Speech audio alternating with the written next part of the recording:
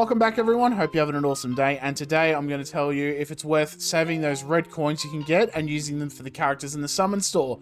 I've seen on Discord and Reddit whenever they've added a new character, if it's worth, should I get this character, is it worth summoning for, or not summoning, you know, using a coin for them.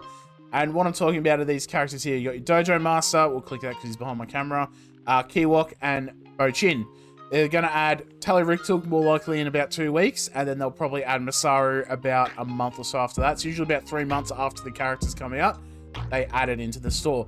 So what I thought I'd do is I'll do a quick overview on all 5 of these characters, what my personal experience is, and basically say yes or no, should I use the coin on them. It's pretty nice and simple. If you like, I'll leave a link up the top where I'd go through skill coins, how to get them, and also talk a little bit about masteries if you need help with that.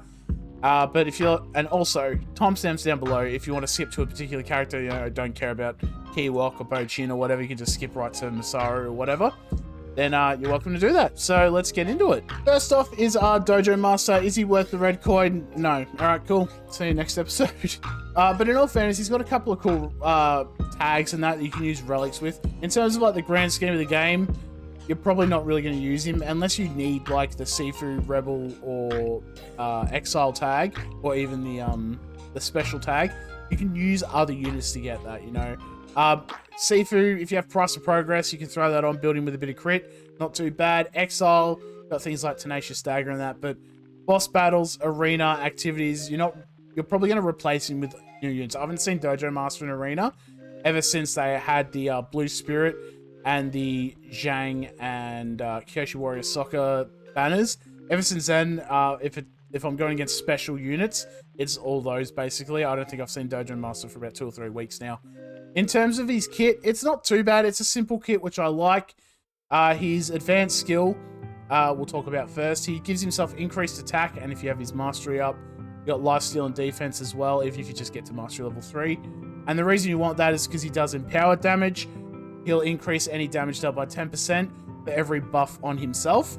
So if you have, increased lifesteal, defense, and attack, that's 3 buffs, 30% extra damage. He also has a built-in lifesteal. He'll heal himself for 30% of the damage he deals.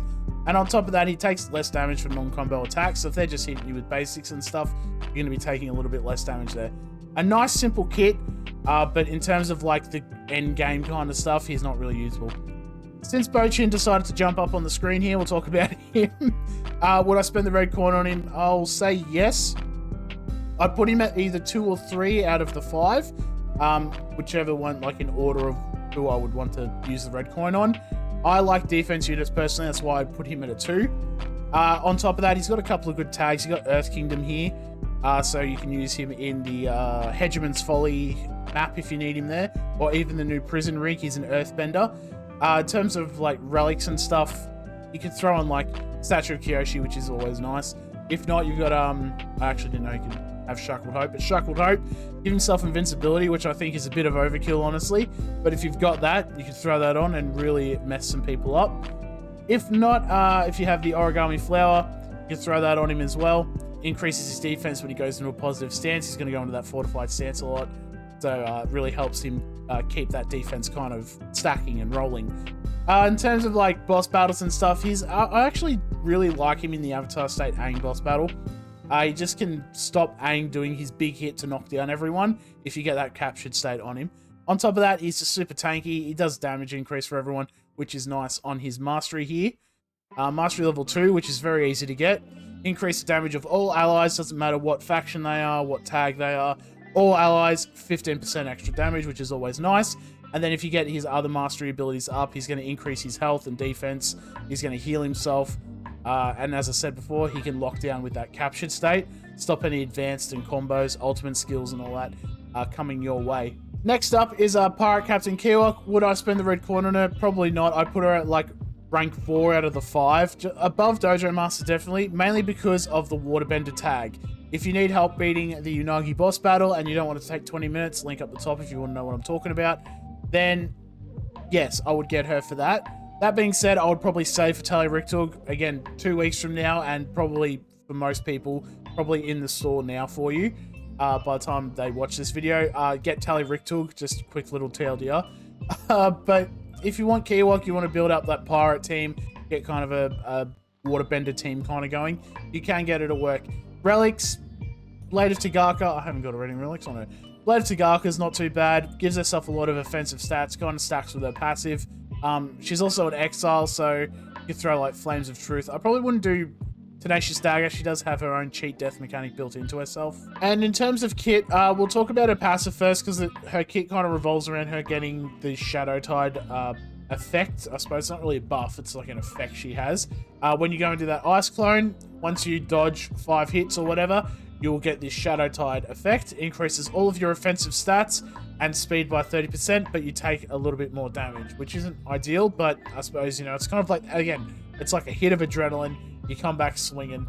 You'll get extra stat increases as well for every character turn that you're in that Ice Clone. So if you're going against like a high speed or a turn bar manipulation team, you throw Kiwaq in, might actually come back swinging. I've actually lost to a Kiwaq a couple times because I usually build a lot of speed on my units, and it's just buffed her attack up and up and up, and then she's come back and, yeah, knocked me out, which isn't ideal.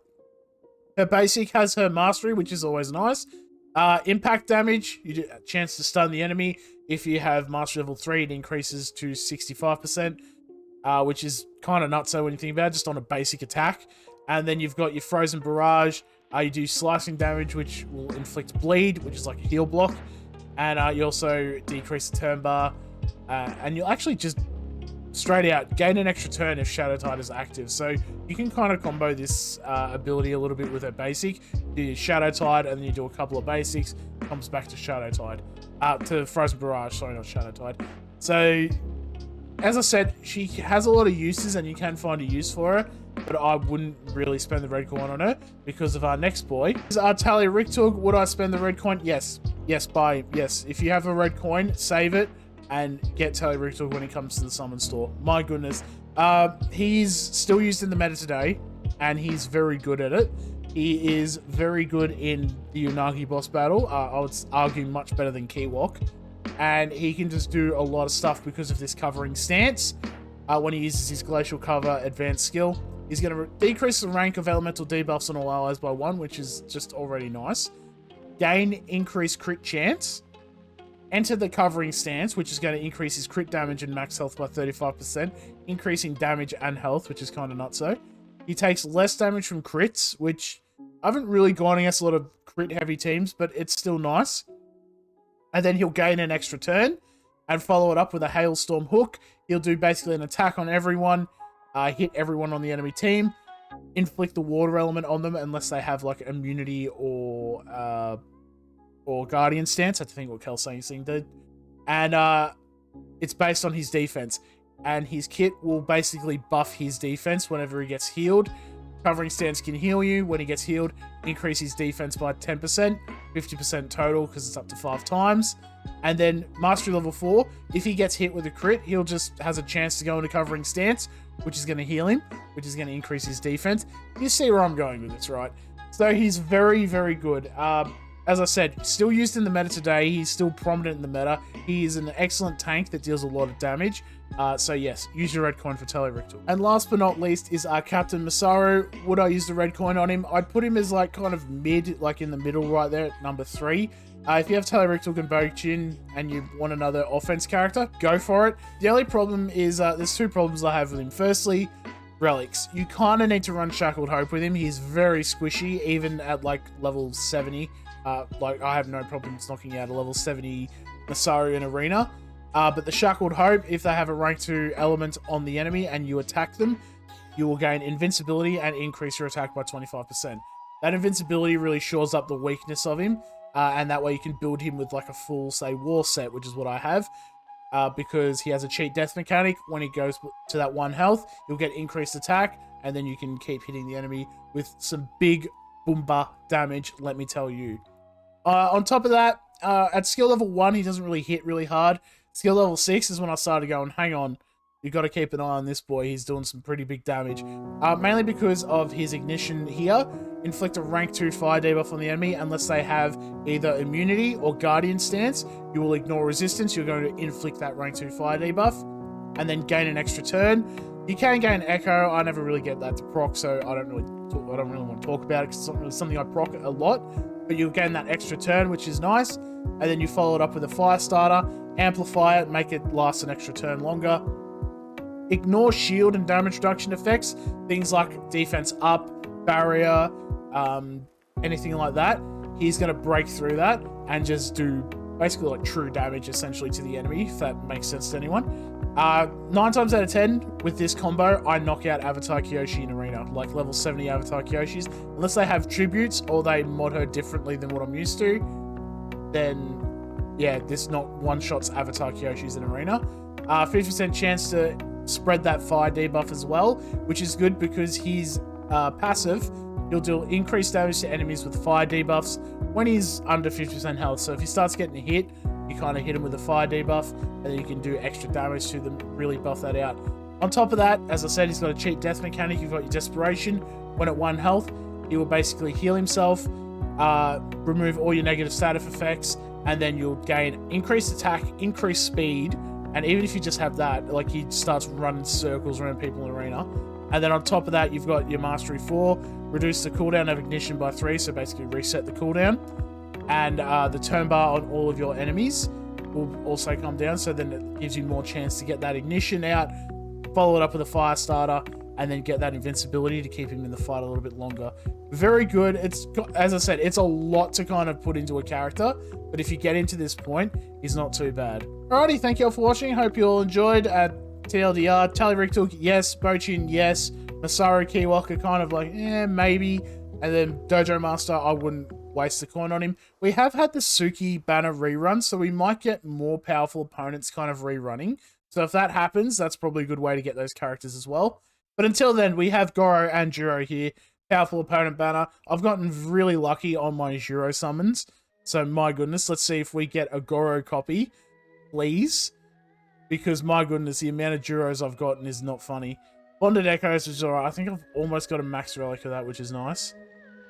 I got a Goro copy. That's not too bad. Alright, I'll take it. Thank you all for watching. Let me know if it helps down in the comments, and I'll see you in the next video.